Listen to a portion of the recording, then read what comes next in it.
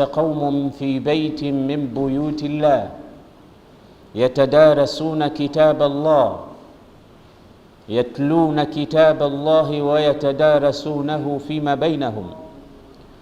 Hawatokaa katika nyumba miongoni mwa nyumba za Allah watu wakawa wanazisoma aya za Mwenyezi Mungu na kusomeshana, illa nazalat alayhimus sakina. Watu hao watakaokuwa katika nyumba miongoni mwa nyumba za Allah, ambazo nyumba za Allah ni maarufu katika dunia, almasajid, watakapokuwa wanafanya shughuli ya kuisoma Qur'ani na kusomeshana, utawashukia utulivu, as-sakina, utawashukia utulivu, wa haffathumur rahma, na watazungukwa na kufunikwa na rehema zitokazo kwa Allah jalla jalalu. Huruma zake zitakuwa zinawaenea. Kwanza utulivu, ambacho ni kitu tunachokitafuta sote. Kila mmoja katika hii dunia kama atapata utulivu, basi yeye hana haja ya kitu chochote kingine. Mwenyezi Mungu anatujalia katika maisha yetu kututafutia vitu vya kutuletea utulivu, na miongoni mwa hivyo vitu anavitaja, wa min ayatihi an khalaqa lakum min anfusikum azwajan litaskunu ilayha wa ja'ala bainakum mawaddatan wa rahma inna fi dhalika laayatin liqaumin yatafakkarun. Miongoni mwa vitu ambavyo anasema Allah vinatupa utulivu ni sisi wanaume kutuumbia wanawake na wanawake kuwaumbia wanaume, litaskunu ilaiha.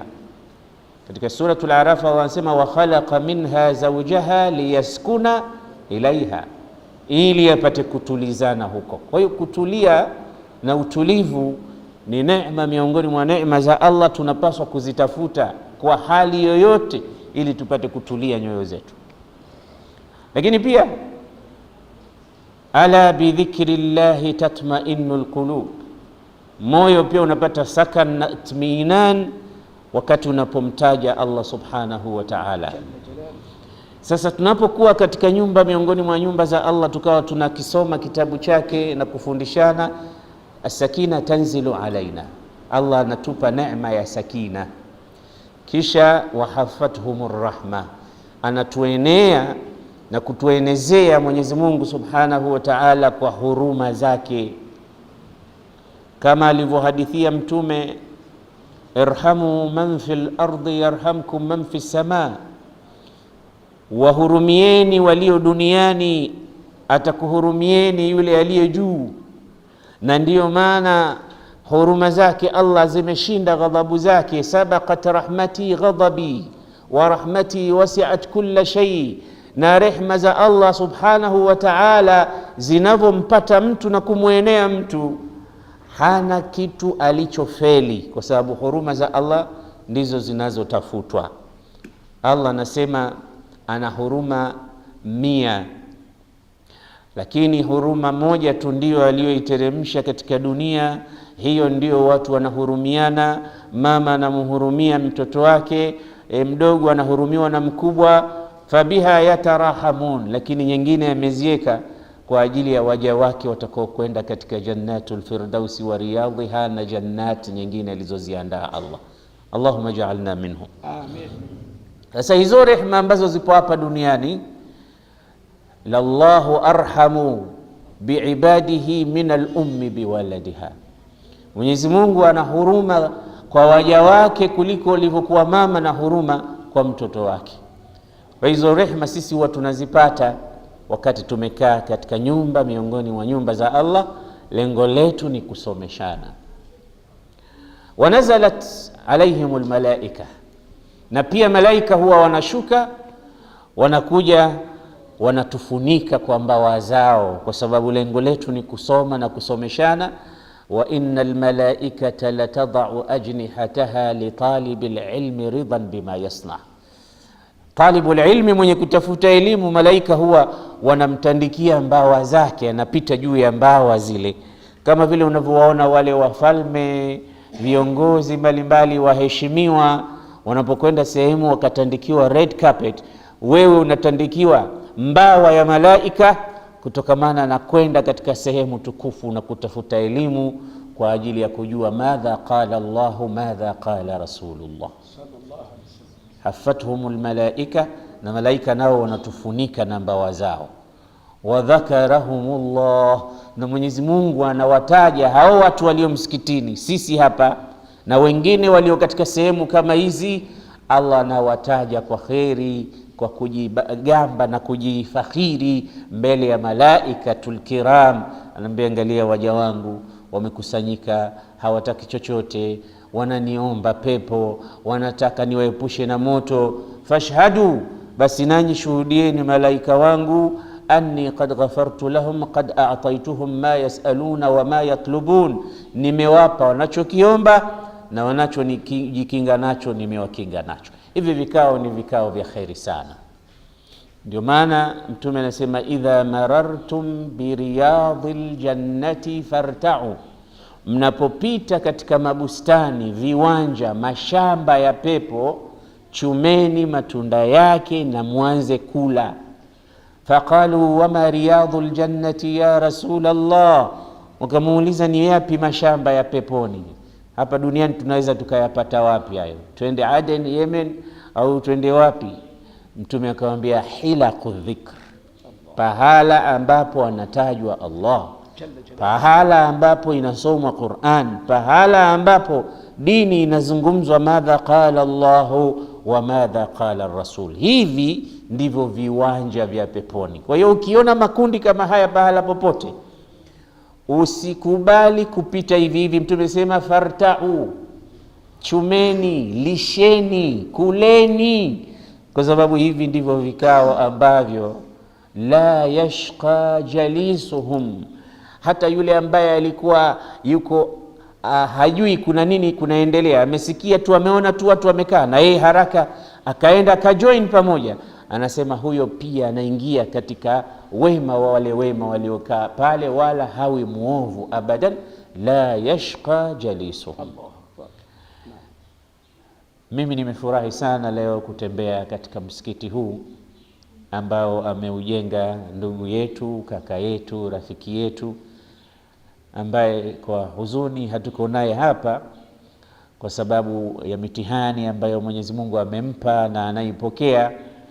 Lakini kilichonishangaza mimi, pamoja na mitihani yake ambayo yuko nayo, amehakikisha ili jengo limesimama na watu wanalitumia kwa ajili ya muwasalat au communication kati yao na Mola wao subhanahu wa ta'ala. Takbir. Hili ni jambo kubwa sana na ni mifano ya kuigwa.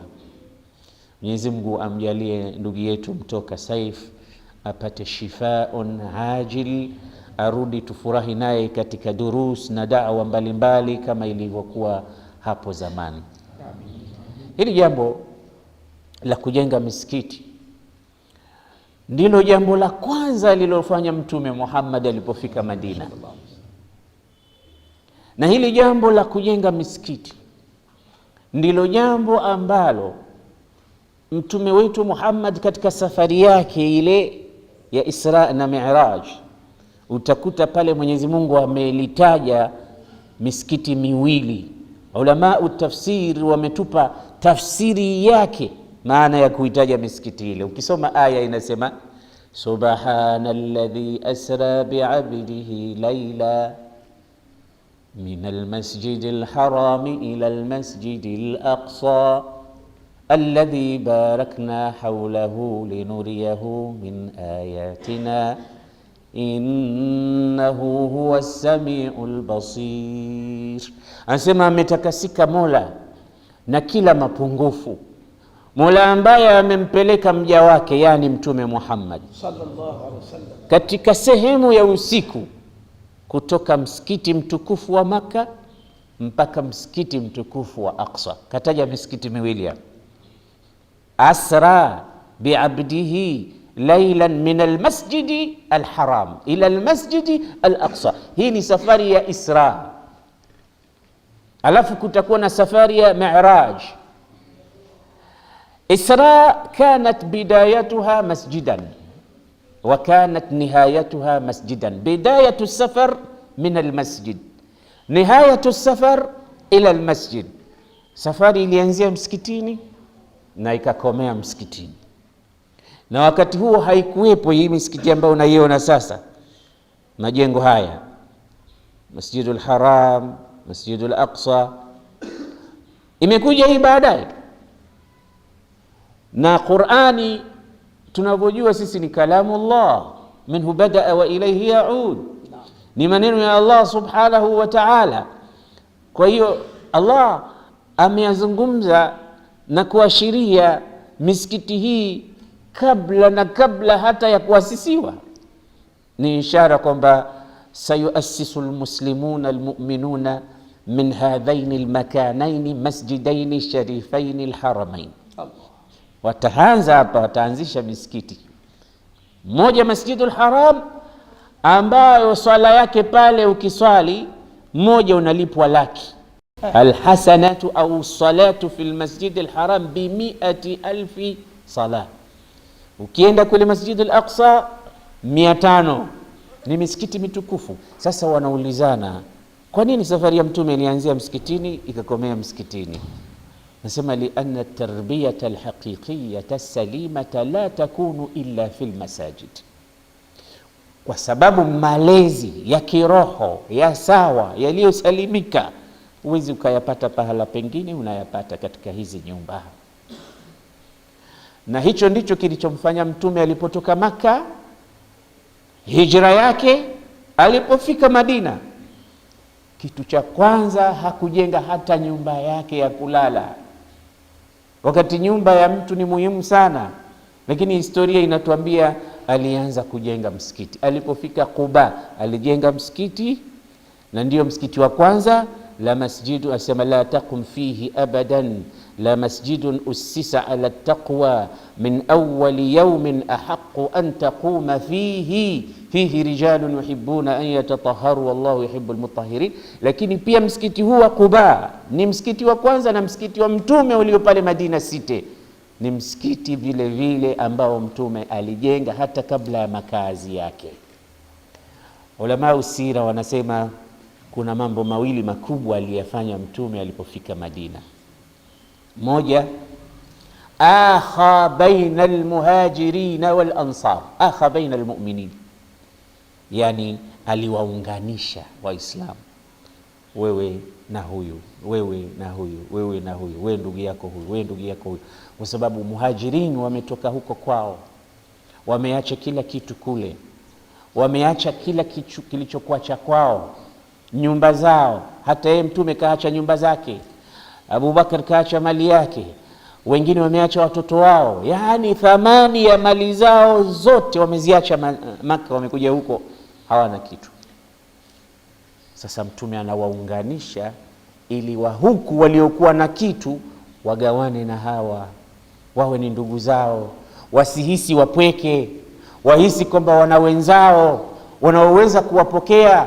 Ndio maana mtume akasema inna Allaha qad ja'ala lakum mahjaran tahjuruna ilaiha wa ja'ala lakum ikhwanan, Mwenyezi Mungu amejalia nyinyi mna pahala, nendeni, na amewapa Mwenyezi Mungu ndugu kuweza kwenda kuishi nao, wanawapokea.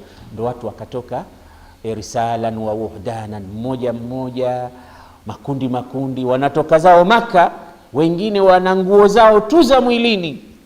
Lakini walipofika Madina wakapata nyumba ziko wazi zinawasubiri. Ulama usira wanasema kulikuwa kuna nyumba za vijana mabarobaro, yani ambao hawajaoa, wameshaandaliwa makazi yao. Kulikuwa kuna nyumba za watu kama sisi age, wameshaandaliwa. Kulikuwa kuna watu nyumba za wazee, wameshaandaliwa. Yani walikuwa hawachanganyikani watoto na watu wazima, kila pahala kuna watu wake. Wale mabachila waliokuwa hawana wake wameandaliwa sehemu zao, kila mmoja nyumba yake imekuwa ni kama hoteli ya kuwapokea ndugu zake wasiokuwa na kitu. Lakini sio hicho tu, Mifano bora ilionyeshwa hapa na Ansari, namna walivyokuwa na utu. Anasema mwenye sira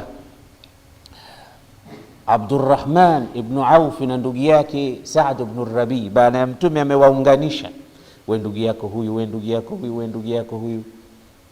Saad ibn Rabi akaunganishwa na Abdurrahman ibn Auf, Muhajir Abdurrahman, Saad ibn Rabi al-Ansar. Akamchukua ndugu yake akamwambia, wewe sasa umeshakuwa ndugu yangu, njoo sasa nikuonyeshe kila kitu changu nilichokuwa nacho na nikugawie. Ana aktharul ansari malan, mimi nina mali nyingi sana, mimi ni tajiri. Sasa kana kwamba huyu amebahatika kuunganishwa na mtu well off ambaye hali yake ni nzuri. Unajua, unapokuwa umebahatika na kuwa na ndugu na marafiki wana uwezo, unahisi kwamba bahati yako imekuwa kubwa. Abdurrahman ibn Auf akakamatwa na Saad ibn Rabi, akamwambia twende, naona hii ni mali yangu, this is my property, hii yote ni mali yangu. Sasa aqsimu almala nisfain, hii mali mimi nitaigawa shatrain, sehemu mbili. Yani kama alikuwa na milioni, akasema nitakupa nisfu milioni kwa sababu wewe ni ndugu yangu. Kama alikuwa na mashamba mawili, atampa moja. Yani anagawa mali yake, fedha zake nusu, zote anamwachia ndugu yake nusu, yeye anachukua nusu. And this is not all. Hajamaliza hapo, akaenda akamwambia anasema wali amraatani, na wake wawili mimi, hawa wake zangu wawili, utaliqu ihdahuma, mmoja wao nitamwacha, nitampa talaka. Yule ambaye utaashiria wewe, unayemtaka wewe, unayemuona anakufaa wewe, mimi nitamwacha, akimaliza eda muoe wewe awe mkeo, kwa sababu wewe umekuja hapa huna mali wala huna mke. Yani katika Uislamu kuna mambo mengine kama hazikuja katika riwaya zilizokuwa zimethibiti ni vigumu kuamini. Kuna mambo Waislamu wenzetu waliopita waliyafanya, sisi tunaona sijui tufanye nini mpaka tuwafikie wao. Mali unaweza ukagawana na mtu kweli, lakini umwache mke wako alafu akaolewe na mwingine tena aliyechagua yeye, sio angalau angesema mimi nitamwacha yule mke mdogo, tungesema pengine huyo anaonekana yule mke mdogo hampendi, kisha choka naye, sasa anataka kumsukumizia mwenzake. Hapana. Anasema kuna bwana mmoja Muislamu alikwenda kumshtakia rafiki yake hali ngumu ya mke wake pale nyumbani.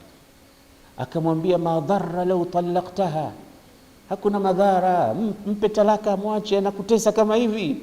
Sikiliza jibu la Muislamu, akasema akhsha an utalliqaha fayubtala biha ghairi fatudhiya wa ma'adha Allahi an akuna sababan fi adha ibadillah. Anasema naogopa kumwacha ili asije akenda akawa mke wa mtu mwingine. Ndugu yangu Muislamu, najua huyo atakayekwenda kumuoa atapata shida kama ninavyozipata mimi, na mimi sitaki kuwa sababu ya kuwaudhi ndugu zangu Waislamu. Bora tu akae kwangu mimi, aendelee kuniudhi mimi tu. Sasa hayo unaweza kuyaona katika maisha yetu sisi ni vigumu sana. Basi Abu Bakr, yani Saad ibn Rabi anamwambia ndugu yake wale wawili pale, chagua katika wale unamtaka, pengine atamchagua yule ambaye anamtaka yeye, anampenda yeye zaidi nafsi yake, lakini yeye ameshajitolea. Utakayesema huyu ana sautalliquha fa idha inqadat iddatuha ta'ala litatazawajaha anta, mchukue muoe, na mali imeshakupa na mke umeshapata, utakuwa utulivu sasa umeupata. Sasa nasikiliza majibu ya aliyepewa hiyo ofa naye vile vile. Ingekuwa katika zama zetu, na nadhani ungetuma message pale pale, ungeambia jamaa, huku nimempata bwege mmoja, huyu mali yake yote yananipa, Na sio hivyo tu, mpaka mke wake kanipa. Wajinga ndio wale wao, wajinga ndio wale. Lakini akaenda akasemaje, barakallahu laka fi malika wa fi ahlik. Ndugu yangu, umeonyesha sacrifice ya hali ya juu, tadhiya. Allah akubarikie katika mali yako ulionipa, Allah akubarikie katika ofa ulionipa ya ahli zako. Mimi sitaki hata mali wala sitaki mke. Ana mruun tajirun dullani ala suq. Mimi ni mfanyi biashara, shaghafu yangu kubwa mimi ni businessman. Nionyeshe tu soko iko wapi, tuwe pamoja, nionyeshe njia za kupita, mimi nitaanza biashara zangu. Hakuchukua hata senti 5, hakuchukua hata mke mmoja. Ingekuwa sisi hapo tungesema ungeniongeza kidogo, unajua mimi ndo mgeni wako tena na unajua Allah anasema hapana, barakallahu lak, nipeleke sokoni. Siku zote mimi nikihadithia kisa hiki huwa sijui mkarimu zaidi kati ya hawa watu wawili ni nani. Ni yule aliyetoa ofa au yule aliyemwombea dua akairudisha ofa ile kwa ndugu yake? Ni nani anaonekana hapa ni zaidi? Maana kutoa kilichokuwa chako mpaka kile cha ndani kabisa, kama mke wako eti apate kuolewa baada ya kumwacha na mtu mwingine, ni jambo kubwa sana. Lakini pia kukataa wakati wewe umekuja huna kitu, huna mke, useme hapana, Mungu akubarikie, nataka nifanye kazi. Nani kati ya hawa amekuwa mkarimu zaidi kuliko mwenzake? Ili swali mnalo nyinyi wenyewe, mtalijibu nyinyi wenyewe baadaye. Lakini hivi ndivyo wenzetu walivyofika baada ya mtume kuwaunganisha kwamba nyinyi ni ndugu. Inna akhaka alhaqqa man kana ma'ak wa man yadurru nafsahu liyanfa'ak wa man idha raibu zamani fadhahaka shattata fika shamlahu liyajma'ak. Hakika ndugu yako wa kweli ni yule aliyekuwa pamoja nawe, na yule ambaye yuko tayari kuharibikiwa yeye ili apate kukuunga wewe ulipoharibikiwa, na yule ambaye wakati utakapokuwa umekupa shida yeye yuko tayari kuharibu cha kwake ili apate kuunganisha chako wewe, akukusanye. Hii ndio inaitwa tadhiya. Tadhiya kama wenzetu walivyokuwa kionana katika mayadinul qital. Mtu anasema jamani, kiu, nakufa kwa kiu, akipelekewa maji anasema mwingine kiu na mimi huku jamani, basi yeye ana stop kuyanywa yale maji, anasema mpelekee huyo ndugu yangu, huenda yeye akawa kiu yake ni kubwa kuliko yangu, mimi naweza nikastahimili nikasurvive. Kweli Waislamu tunaweza tukawa na roho kama hizi? Kweli wafanye biashara, anakuja mtu ananunua kwake, ananunua the whole day, anamuona mwenzake pembeni pale hajauza, mpaka mwisho anamwambia hii bidhaa hii mimi sina, nenda katika duka jirani yangu anayo, atakuuzia, wakati yeye anayo, lakini anataka mpelekee khairi ile mwenzake. Wafanye biashara wa Waislamu wanafanya hivyo? Ndio ile kutiliana fitna tu, huyu jamaa ni bandi, bahali zake zote ni pirates na kila kitu chake, huyu ni mwizi, usije ukanunua kwake, njoo kwangu tu, huyu ni hivi, na fitna watu wanatiliana, wakati sisi ni ndugu wa Uislamu. Yarbituna qawlu la ilaha illa Allah Muhammadur Rasulullah. Basi udugu kama huu ni wakupigiwa mfano, na ukisoma sira utapata makubwa kuliko hayo. Angalia baraka ya kukataa na kuomba dua ofa ile. Abdurrahman ibn Auf alikuwa ni miliarder katika Waislamu. Wale matajiri wa Kiislamu tukiwataja akina Uthman ibn Affan, huwezi ukamwacha nje Abdurrahman ibn Auf. Alikuwa na mali nyingi sana. Mali zake alizokuwa anazo mpaka baada ya kufa kwake, aliweka mshahara maalum, pesa maalum zinakwenda kwa wake zake Mtume Muhammad sallallahu alaihi, walikuwa wako hai. Na sio hao tu, wale waliopigana vita vya Badr katika masahaba waliobakia wote walikuwa kuna kitu wanapata kutokana na mali ya Abdurrahman ibn Auf. Wenzetu mali zao zilikuwa zinatumika hivyo. Mimi na wewe mali zetu zinatumika aje? unafadhili nini wewe Muislamu? Zinatumika kwa ajili ya kualika club za kupiga music na party mbalimbali, watu wakalewa, wakasema lete moja moto moja baridi, huko ana sigareti, huko ana bangi, huko ana chupa, huko ana mwanamke, huko vitu kama hivyo, ndo pesa zako zinaishia huko. Lan tazula qadama abdin yawma alqiyamati hatta yus'al an arba', ataulizwa mtu mambo manne siku ya kiyama, ndio anyanyue mguu wake aende anakokwenda. Moja katika mambo utakayoulizwa, an malihi min aina iktasabahu wa fima anfaqa, mali yake ameichuma wapi na ameitoa katika miradi gani. Mali ina maswali mawili, kila kitu kina swali moja moja: umri wako, ujana wako, ilmu yako, umri wako. Lakini mali umeitoa wapi na umeitumiaje, utamjibu Allah subhanahu wa ta'ala. Kwa hiyo kitu cha pili alichokifanya Mtume baada ya kuunganisha watu, akasema akha baina almu'minin, kitu cha pili, bana masjidahu sharif, alijenga msikiti. Aliunganisha watu kwa sababu gani? Anajenga madaraja, watu wawasiliane, wawe ndugu, liyaqida au liyaqida silatan baina alibad. Ameweka communication kati ya waja wao wenyewe kwa wenyewe, lazima kuwe kuna communication kati yao. Lakini msikiti kaujenga kwa sababu gani? Sema liyaqida silatan baina alibadi wa baina rabbil ibad. Ameweka hivyo ili afanye communication kati yake na Mola wao, watu wawe wanawasiliana na Mola wao. Hii misikiti.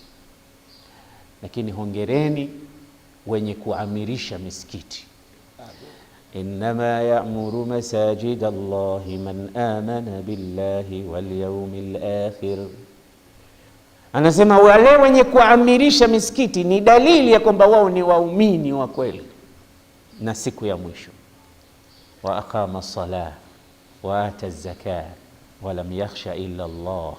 Ni watu wenye kutoa zaka za mali zao, ni watu wenye kutoa sadakati zao, ni watu wenye kumtii Allah subhanahu wa ta'ala na kusimamisha sala, na hawamwogopi isipokuwa Allah.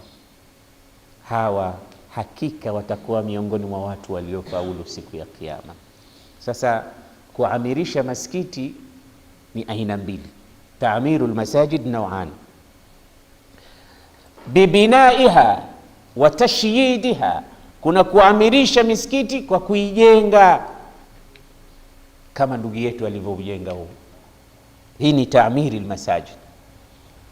Uthman ibn Affan ni mmoja katika waliochangia sana ule msikiti wa Madina, Masjid Nabawi.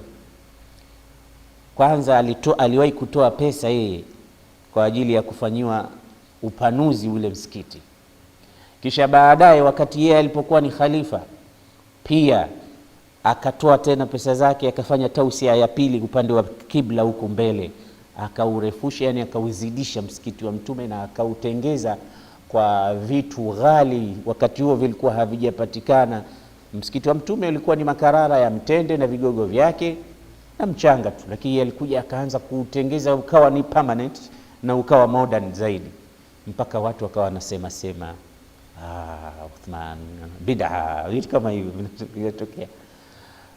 Uthman akasema arakum qad akthartum, na kuoneni mmesema mengi sana kuhusu mimi kupanua msikiti. Mlitaka niuache vile vile msikiti mdogo, mlitaka niuache vile vile wa makuti ya mtende, na kuoneni mmesema sana. Lakini nimesikia Mtume sallallahu alaihi wasallam anasema, man bana lillahi masjidan yabtaghi bihi wajha Allah bana Allahu lahu baitan fil janna. Nimemsikia Mtume anasema, mwenye kumjengea Allah msikiti, mwenye kujenga msikiti kwa ajili ya Allah, yani watu wakasali wakafanya ibada hizo, kafanya hicho kwa ajili ya kutaraji thawabu kwa Allah, Allah atamlipa mtu huyo aliyefanya hivyo kumjengea nyumba peponi. Una garantii ya kujengewa nyumba peponi, iwe tu kwa sharti kwamba umeujenga ukamjengea Allah subhanahu wa ta'ala. Bana lillahi masjidan. Si hilo tu, Anasema katika riwaya nyingine, man bana lillahi masjidan walau mafhasin qata bana Allahu lahu baitan fil janna, mwenye kumjengea Mwenyezi Mungu nyumba ya msikiti hata iwe ndogo mfano wa tundu, nyumba ya ndege. Qata ni wale ndege saa nyingine wanakwenda kwa makundi makundi. Anasema wakitaka kutaga wanaenda katika nyumba zao, matundu yao yale wanaojenga. Hii kuonyesha hata huo msikiti uwe mdogo, ni kinaya, hakuna msikiti kama huo, lakini kuonyesha hata ukiwa mdogo, maadamu umejenga kadri ya uwezo wako na udogo wake huo, pia utajengewa nyumba peponi. Katika riwaya nyingine, man bana lillahi masjidan bana Allahu lahu mithlahu fil janna, mwenye kumjengea Mwenyezi Mungu msikiti, Mwenyezi Mungu atamjengea mfano wa huo msikiti peponi. Shurahul hadithi wakasema, sasa utajengewa msikiti peponi, na kule tunasikia hakuna ibada, hakuna tena kusali, kule ni kustarehe tu. Sasa msikiti wa nini? Sio, nasema sio mithlahu, nasema mithlahu sharafan wa manzilatan. Hapa duniani ni ipi nyumba tukufu sana katika nyumba ambazo sisi tunaishi? Ni msikiti. Sasa utajengewa nyumba yenye heshima, ndio mithlahu, yani mithlahu sharafan wa manzilatan. Kama vile ambavyo sisi tunaiheshimu misikiti hapa duniani na manzila yake ni kubwa, ndio maana watu wanapigania kila mmoja ajenge msikiti. Kama vile ambavyo tunavyoiheshimu misikiti cheo chake, na wewe utajengewa nyumba peponi, watu wataiheshimu manzila yake ile nyumba, kwa sababu umejenga msikiti huku katika ardhi. Itakuwa ina sharaf, itakuwa ina cheo, itakuwa level yake nyumba ile ni katika zile nyumba za high, ni value yake ni hali ya juu kule peponi. Mimi ukinijengea nyumba yangu ya kukaa tu, furaha yangu itakuwa nzuri sana, kubwa. Yule pale maskini furaha yake itakuwa kubwa, na yule pale ukamjengea pahala popote tu, hata hapa Charama au hapo Kinama au kule Chibitoke au pale Jabe au kule Uterere, wewe nijengee popote tu nyumba. Unakaa miaka 25, nusu ya umri wako wote hujajenga hata tofali moja. Sasa mtu anakujengea nyumba, anakuambia nenda kakae, ufunguo huo tayari, utafurahi. Je, akikujengea kule Kiriri au Kinindo nyumba za kifahari, utafurahi zaidi. Sasa mimi nakupa hii mifano, sitaki nyumba, sijasema unijengee, nakupa ni mifano ya takribi. Nakupa mfano sasa, Allah anaenda kukujengea wewe nyumba peponi. Hakujengei Kiriri wala Kinindo wala Kibenga, anakujengea peponi. Sio London wala France, Paris au Marekani, anakujengea nyumba peponi Allah subhanahu wa ta'ala. Alafu kuna watu wanakufa, wana mali zao wameziacha, hawakuzifanyia investment yoyote katika mambo ya khair. Wanaachia watoto wanarithi, na ya rate au watoto wangerithi peacefully, wanarithi wanapigana makonde tu in pieces mpaka wanauana. Hakuna faida ya mali ile iliyopatikana katika khair. Ukija ukipata kile ambacho Mungu amekupa, umekipenda, na we mfanyie Allah kitu anachokipenda. Na moja katika mambo anayoyapenda Allah ni kumjengea nyumba yake. Sisi tukaja hapa tukastafidi, kuna communication kati yetu na Allah. Tunamuomba Allah subhanahu wa ta'ala kila wakati, dua mbalimbali, nyuradi mbalimbali, kila amali zinazofanywa hapa, na wewe unakuwa shareholder wa yale ambayo ya khairi yanafanyika katika huo msikiti. Na shekhe mmoja aliwahi kusimulia, nimeisikia hii hadithi katika mashaikh wa kihadithia, wanasema yuko bwana mmoja alijenga nyumba ya Mwenyezi Mungu, msikiti, kwa pesa kadhaa, sasa mfano milioni 4 riali au frank, akajenga pesa nyingi sana. Wakati watu wako katika ujenzi pale, akapita mama mmoja naye akaona watu wanajenga, naye akapeleka matofali. Alikuwa na matofali yake kama 4, naye akapeleka, jamani, mimi hii natia katika hesabu, jengeni msikiti.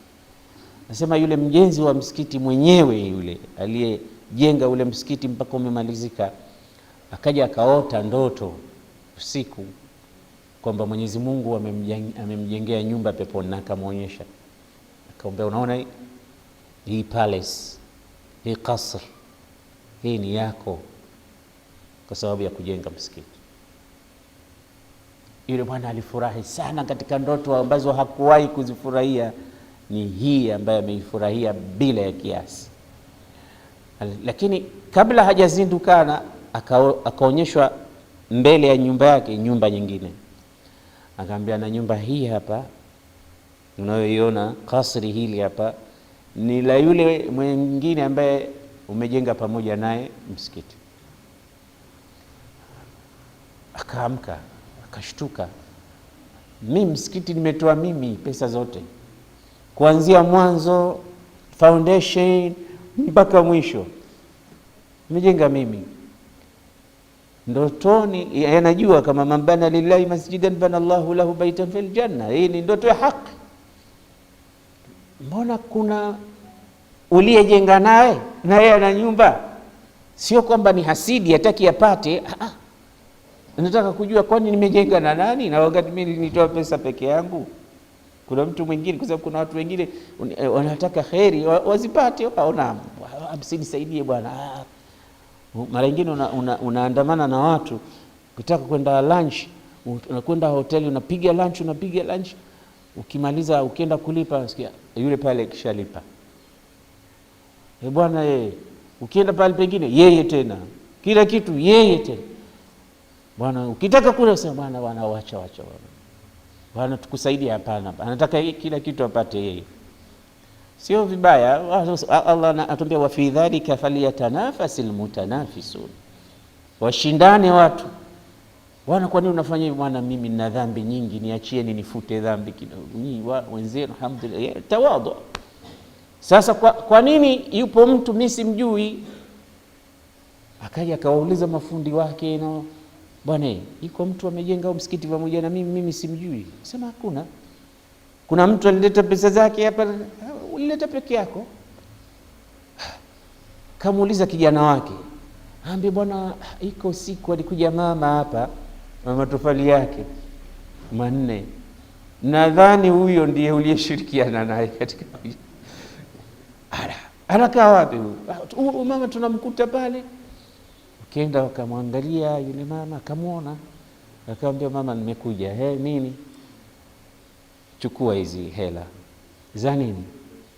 Anasema nimesikia kwamba umetoa matofali yako kadhaa kujenga msikiti, si zawadi tunakupa, yani kama kuyanunua yale, yani anataka msikiti uwe wake pekee. Chukua hii.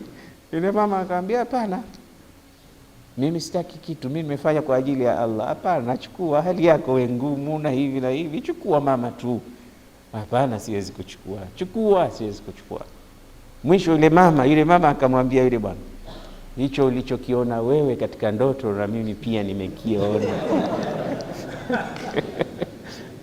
Yeye yule baba hakumwambia yule ameona nini. Mwisho yule mama akamwambia usisumbuke, huyo ulichokiona katika ndoto mimi pia nimekiona. Najua wewe sasa unataka kurudisha ile nini. Basi hizi ndio fadhila za hizi nyumba. Ni hatari ndugu yangu, ukijipeleka kwa Allah atakulipa kuliko unavyofikiria. Kwa hiyo nawahusia matajiri wenye uwezo ambao wanaweza kufanya vitu kama hivi na mara 2 yake, mara 10 yake. Ndugu zangu, wapo watu wana uwezo mkubwa lakini hawajapata taufik. Kuna mambo mengi Waislamu tunataka. Madaris za Kiislamu watoto wasome, mashule ya Kiislamu watoto wasome, misikiti watoto waswali wafundishwe, walipwe mashehe wanaosimamia, maimamu waangaliwe vizuri, wapate kupeleka dini mbele, wasomeshe, wahifadhishe watu, kila mmoja acheze position yake. Unajua sisi Waislamu ni kama timu, kila mmoja anakaa pahala pake, goalkeeper, back 3, back 2, center half, midfielder, winga, wote kila mmoja anacheza nini pati yake. We are working as a team. Kwa hiyo kama hatutoshirikiana hatutopata ushindi.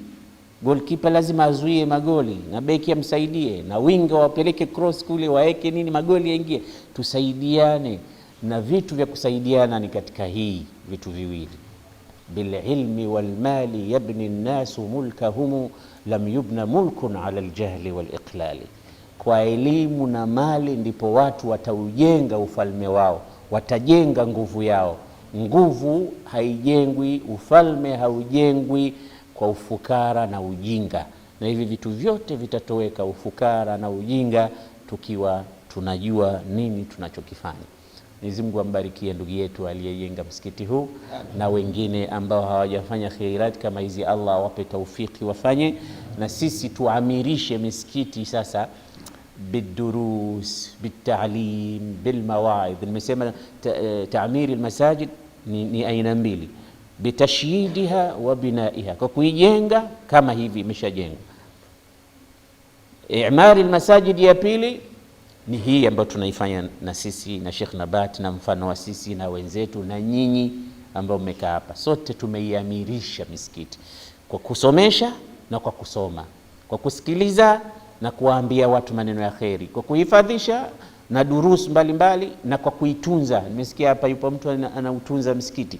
Hii pia ni i'mari almasajid, anaitunza na hakikisha feni inakuwa vizuri, taa inawaka, usafi na chooni kule ni kuzuri, watu wanaenda. Yote hii ni i'mari almasajid. Na ndio maana katika watu watakaokuwa katika kivuli siku ya kiyama kunao mtu anaitwa rajulun qalbuhu muallaqun bilmasajid, mtu ambaye moyo wake umetundikwa katika msikiti. Yeye furaha yake ni misikiti. Akiwa ndani anafurahia, akiwa nje raha yake arudi tena, anataka kulala pale pale, kuendeleza itikafu, kusoma pale pale, kuangalia watu wa misikiti. Misikiti ni kitu ambacho kinaleta baraka hata katika mitaa. Basi naomba Allah ikithirishe misikiti, watu wawe wengi wenye kufanya khairati hizi, na watakabalie sadaka zetu.